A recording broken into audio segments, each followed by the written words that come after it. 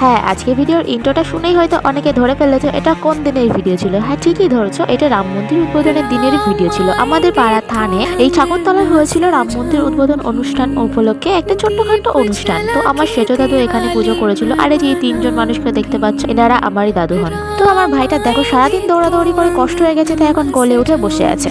আর এই পুচকুটাকে ভিডিওতে নেইনি, তাই পুচকুটা নাকি কান্না করছিল, কি কিউট তাই না।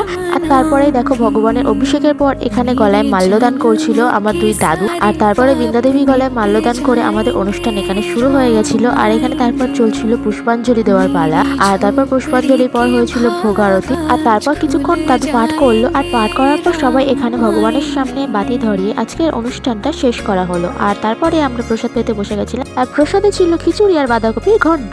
আর সন্ধ্যাতে তারপর সমস্ত জায়গায় প্রদীপ দিয়ে আমাদের দিনটা এভাবেই কাটালাম। তো তোমরা কেমন কাটলে কমেন্টে জানাও।